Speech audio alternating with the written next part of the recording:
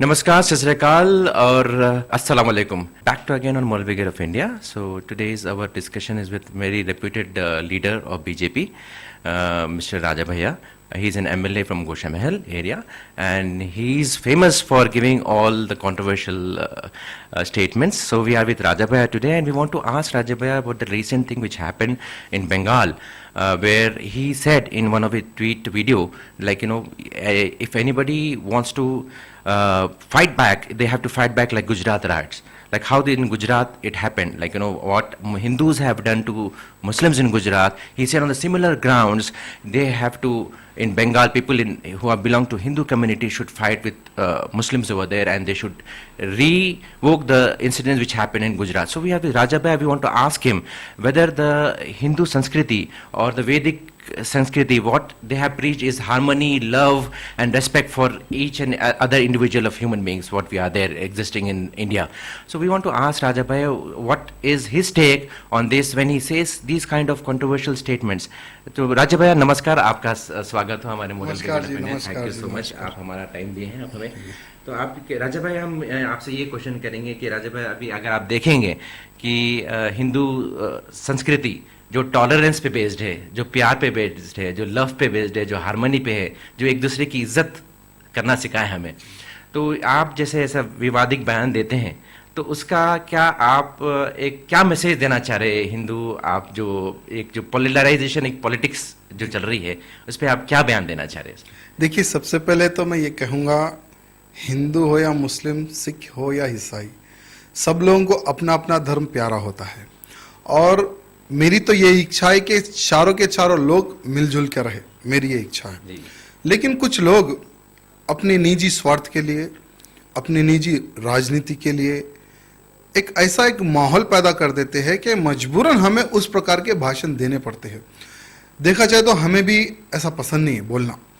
आज भी अगर आप देखेंगे, मेरे यानी बचपने से ऐसे कई मेरे दोस्त, मुस्लिम दोस्त हैं, जो आज भी मुझसे मिलते हैं, रमज़ान के अवसर पर शीर खुरमा लाते हैं और हम बड़े मज़े से खाते हैं हम लोग आज भी। लेकिन हमारे हैदराबाद एवं भारत देश में कुछ ऐसे लोगों का निर्माण हो चुका है जो खाते भारत देश का और अपने बाप ये कहते हैं कि हमारा पाकिस्तान हमारा बाप है। तो ऐसे लोगों को हम जवाब देते हैं।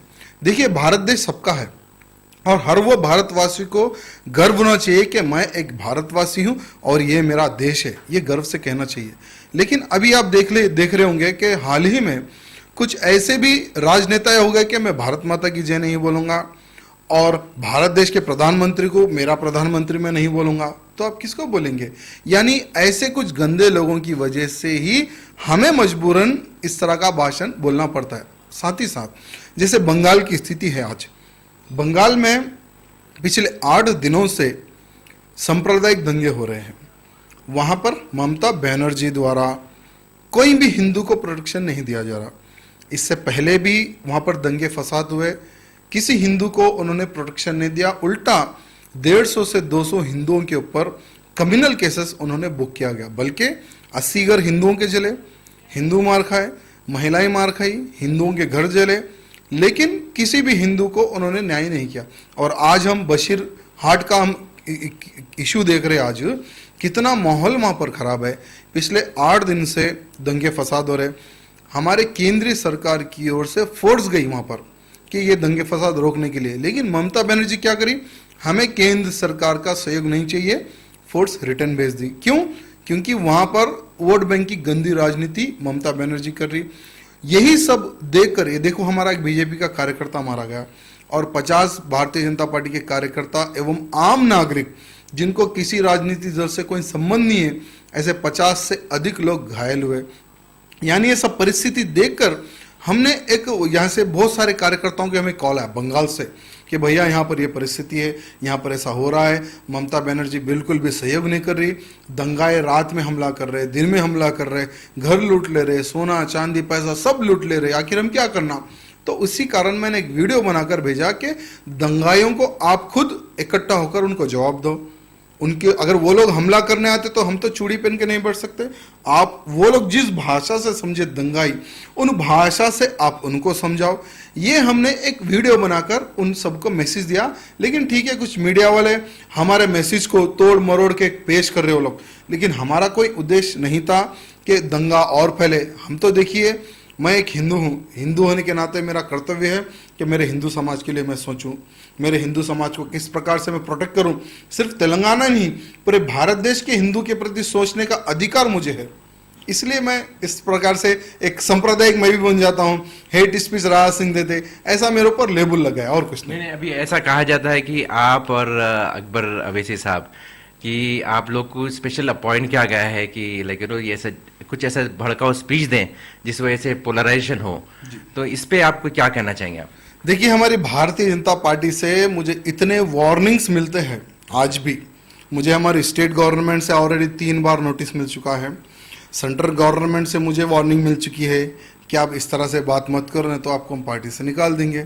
हमने कहा देखिए भाई, आज हम बीजेपी के विधायक बने, ये जो गोशामल जो कॉन्स्टिट्यूंसी है, यही एमआईएम का सांसद असदुद्दीन ओवैसी के सांसदीय क्षेत्र में मेरी कॉन्स्टिट्यूंसी आती है।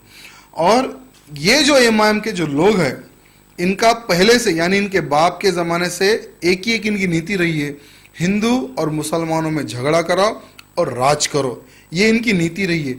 और आज गोशामल का यानी हम ख्वाब में नहीं सोच सकते थे कि सीट हम जीतेंगे, लेकिन जो बचपन से जो हमारी सेवा है और जो हमने जो पब्लिक की जो सेवा की है, 3 बार का मिनिस्टर मुकेश गौड़, जिसको एमआईएम का पूरा फुल सपोर्ट रहता, ओपनली सपोर्ट, एमआईएम का कैंडिडेट यहाँ पर खड़ा नहीं होता, कांग्रेस का जो कैंडिडेट खड़ा होता है उसको एमआईएम का भरपूर सपोर्ट होता है। और 3 बार से कांग्रेस जीत के और 3 बार मिनिस्टर बने मुकेश गौड़ जी। उनके ऊपर मुझे अवसर मिला, भारतीय जनता पार्टी से टिकट मिला, 47,000 से मेरी जीत हुई, 47,000 मेजोरिटी से मेरी जीत हुई। क्या एक ही सब्जेक्ट है? क्योंकि हम एमआईएम के अगेंस्ट लड़ते हैं, हम मुसलमान के अगेंस्ट नहीं लड़ते, हम एमआईएम के अगेंस्ट लड़ते। जो सांप्रदायिक जो दंगे करते हैं हम उनके खिलाफ लड़ते, जो भारत देश में रहकर भारत देश के खिलाफ जो नारे देते हैं हम उनके खिलाफ लड़ते, जो भारत देश में रहकर आतंकवादी जैसी सोच रखते हम उनके खिलाफ लड़ते।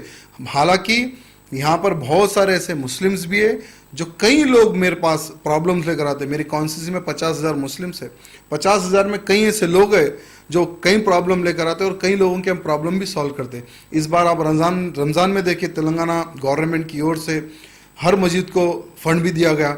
हम ऐसे कई मस्जिदों को हम लेटर भी लिख के दिए कि ये मस्जिद के सराउंडिंग गरीब लोग रहते हैं, इनको आप जैसो कपड़े दीजिए, भोजन की व्यवस्था कीजिए। कहीं ऐसा ही देखिए, राजनीति किस प्रकार से करनी है ये लोगों को पता नहीं है। ये लोग क्या है, दंगे फसाद कराना, राजनीति करना, ये एमआईएम की नीति रही है। और हमारा यानी मैं राजनीति में आया तो सिर्फ एमआईएम की वजह से, क्योंकि यहाँ पर इनकी जो राजनीति जो पॉलिटिक्स ये लोग करते हैं हिंदू और मुसलमानों के खिलाफ जो लड़ने का जो प्रयत्न करते, इनके खिलाफ ही मैं आज राजनीति में उतरा हूँ। और भगवान के आशीर्वाद से अच्छी मेरी जीत है और मरते दम तक एमआईएम और राजा सिंह का कभी कॉम्प्रोमाइज नहीं होगा, भले किसका भी होगा, हमारा कॉम्प्रोमाइज नहीं होगा। हमेशा से इनके खिलाफ हम रहेंगे। हाँ, अगर एक अवसर आएगा ये और हम मिल सकते हैं, इनकी जो नीति है ये लोग चेंज कर देना। हिंदू मुस्लिम भाई भाई का इनका नारा होना चाहिए, हिंदुओं को भी सम्मान मिले, मुसलमान को भी सम्मान मिले। अगर ये इनकी सोच में अगर परिवर्तन आया तो हम इनसे हाथ मिलाने के लिए तैयार है। आज भी अगर आप ओल्ड सिटी जाएंगे, कोई मुसलमान आज सुरक्षित नहीं है, कोई मुसलमान आज धनवान नहीं है। वही गरीब का मुसलमान गरीब है, वही साइकिल चलाने वाला बेचारा साइकिल चला रहा, वही रिक्शा चलाने वाला रिक्शा चला रहा, वही ऑटो चलाने वाला ऑटो चला रहा।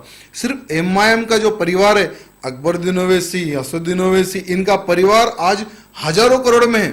सिर्फ हिंदुस्तान में नहीं, विदेशों में तक इनके प्रॉपर्टियां हैं। कोई मुसलमान को इन्होंने भला नहीं किया। आज ये लोग हॉस्पिटल खोले, कॉलेजेस खोले, क्या किसी मुसलमान को लोग गरीब किसी को फ्री में एडमिशन देते? नहीं देते, बेच लेते हैं लोग। ऐसी इनकी विचारधारा है। लेकिन ओल्ड सिटी के मुसलमानों की पता नहीं विचारधारा क्या है। आज भारत देश के मुसलमानों में अक्ल आ गई, आज मोदी जी के साथ है पूरा भारत देश का मुसलमान, लेकिन ओल्ड सिटी के मुसलमानों को कब अक्ल आएगी पता नहीं। और ये लोग समझ रहे नहीं कि ये लोग इनके ऊपर राजनीति कर रहे, कभी ये लोग मुसलमानों का भला नहीं कर रहे, ये लोग नहीं समझ रहे। आज देखिए, मोहम्मद पहलवान के ऊपर एक झूठा केस बुक करे, उस बेचारे को 6 साल जेल करे। ऐसा तो मोहम्मद पहलवान का हमारा कोई रिलेशन नहीं है। कोई हम हमारी कभी उनसे बातचीत भी नहीं हुई, लेकिन दिखता है मीडिया में हो, इलेक्ट्रॉनिक मीडिया में हो, प्रिंट मीडिया में हो, दिखता है ऐसा। और हम भी देख रहे कि नाजायज ये लोग उनकी जगह कब्जा करने गए थे मोहम्मद पहलवान की।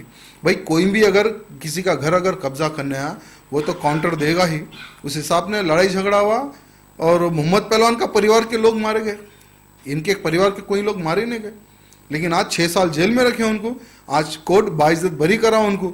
अब ये लोग क्या बोल रहे, सारे के सारे मुसलमान एक हो जाओ, जो पार्टी से नाराज है वो लोग आ जाओ, सर पे बिठाएंगे, कंधे पे बिठाएंगे। यानी आज मोहम्मद पहलवान से ये लोग डर गए, एक भय का वातावरण में पैदा हो गया, क्योंकि मोहम्मद पहलवान चैलेंज करा इनको कि 2019 के चुनाव में हम इनको जवाब देंगे।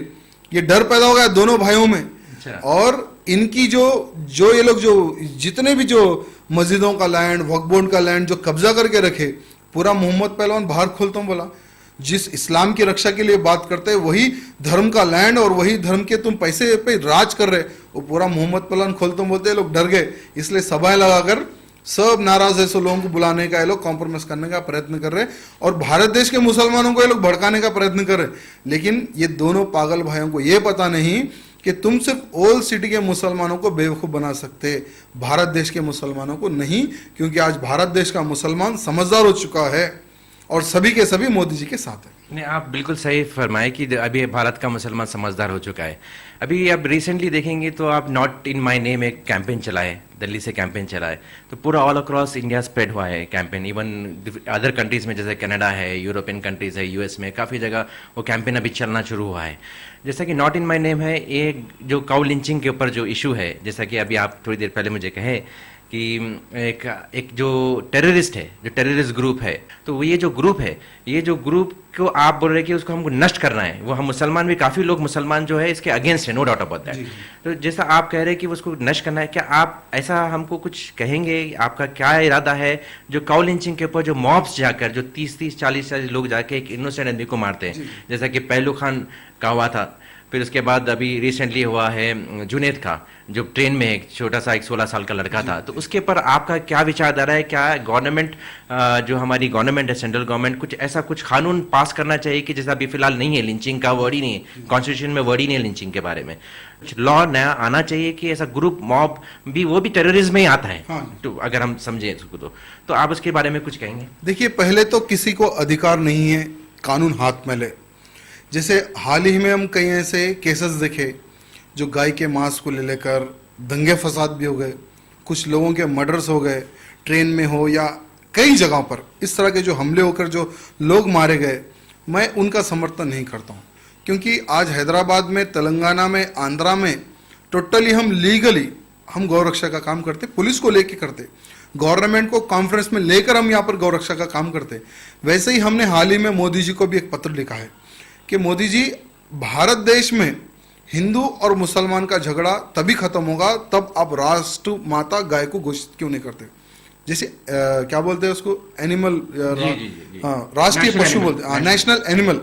गाय को आप जब तक घोषित नहीं करते ये लड़ाई झगड़ा बढ़ते रहेगा, ऐसे ही होगा, ऐसे ही होगा। क्योंकि कई ऐसे लोग हैं गाय को बहुत ही दिल से पूजते हैं, मानते हैं। हमारे हिंदू संस्कृति में गाय को एक बहुत बड़ा महत्व दिया गया, लेकिन कई ऐसे लोग हैं जो छोटे छोटे ऑर्गेनाइजेशन खोल लिए जिनको बीजेपी से संबंध नहीं है, और कई ऐसे हिंदूवादी अच्छे जो संगठन है उनसे संबंध नहीं है। हर एक 20-25 लोग जमा होना, एक अपना ऑर्गेनाइजेशन बना लेना और ये लोग एग्रेसिव मारना और उसका वीडियो बनाना, क्या वो तो हमारा ऑर्गेनाइजेशन यूट्यूब पर मीडिया में फेमस होना, हम हीरो बनना बोलकर, ऐसे कुछ लोगों की सोच है। लेकिन आज मोदी जी की सोच देखिए, गाय, बैल, बछड़ा, उसके ऊपर एक बहुत अच्छा कानून ऑलरेडी बना चुके हैं, उसको इम्प्लीमेंट भी शायद कर चुके हैं, कुछ ही दिन में पूरे हर राज्य में वो इम्प्लीमेंट हो जाएगा।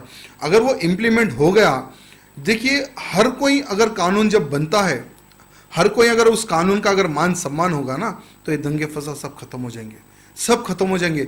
मैं आपके यूट्यूब चैनल हो, आपके चैनल के माध्यम से मैं सभी मेरे मुसलमान भाई बंधुओं से ये निवेदन करना चाहता हूँ, हम एक भारतवासी हैं, ये हमारा देश है, देश की रक्षा करना हम सबका कर्तव्य बनता है। अगर कोई जातिवाद को ले लेकर अगर कोई जहर खोल रहा है, हम क्यों ना हो, या आप में से कोई क्यों ना हो, या कोई राजनेता क्यों ना हो, अगर आपकी सोच और हमारी सोच अगर अच्छी घुल मिल गई तो ऐसे लोगों को हम जवाब दे सकते हैं। अच्छा, coming back to the national politics again Raja भाई, जो लिबनन कमीशन बोला था कि lot of BJP people were involve in जो बाबरी मस्जिद का जो डेमोलिशन हुआ, तो उसी ताल्लुक से आपने रिसेंटली एक बयान भी दिए थे अप्रैल में कि आप कहे थे कि अगर कोई मुसलमान इसके खिलाफ बोलेगा, अभी सुप्रीम कोर्ट तो कह दी है मार्च में कि भाई आप लोग बाहर आइए और आप लोग जो स्टेक होल्डर्स है एमिकबली इसको डिसाइड कर लीजिए, ठीक है। ये सुप्रीम कोर्ट का सजेशन था सुप्रीम कोर्ट का।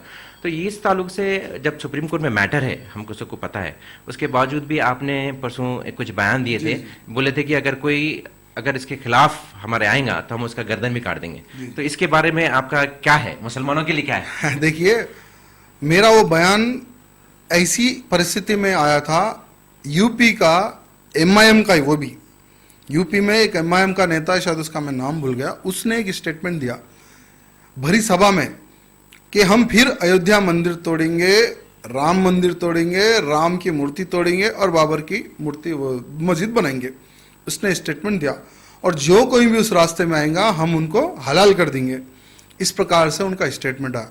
वो स्टेटमेंट सुनने के बाद में मेरा स्टेटमेंट था कि भाई बाबर भारत देश में पैदा नहीं हुए, वो दूसरे देश के हैं, उनकी मृत्यु भी इस देश में नहीं हुई, वो दूसरे देश के हैं। अगर हम इतिहास उठाकर देखेंगे तो बाबर भारत देश को लूटने आए, भारत देश पर आक्रमण करना है, ये इतिहास कहता है, मैं नहीं कहता हूँ। अगर हम गूगल में सर्च करेंगे या पुराने अगर कोई किताब पढ़ेंगे तो उसमें ये इतिहास लिखा हुआ है, वो इतिहास की मैं बात कर रहा हूँ, ऐसा लिखा हुआ है। तो मैंने क्या कहा, भाई जहाँ पर राम का जन्म हुआ, जहाँ पर हजारों साल तक उनकी मंदिर रही, वहाँ पर राम मंदिर तो बनना ही है। अगर इसमें कोई भी एमआईएम का हो या कोई भी हो, अगर इसकी रुकावट में आएगा तो उनको जिस भाषा में हम जवाब देना है उस भाषा में जवाब देंगे। हम सर कटवा भी सकते और सर हम काट भी सकते। ये मेरा भाषण था। Thank you, Raja Bhai, for giving the interview, for giving your time. Thank you so much, everybody, for watching Moral Brigade of India. And we were with Raja Bhai, the respected MLA from BJP. This is what Raja Bhai has to say. Like, you know, as in the heart, he has love for all the people equally. And he says, like, even his friends who are childhood friends are a lot of Muslims who comes here. And under his concept, there are almost 50,000 people are Muslims in Goshamal, where he is supporting them unconditionally. And I request you all to like this page and share this to many people as much as possible. Thank you for watching us. Come back again, and thank you so much for watching Moral Brigade of India. Thank you.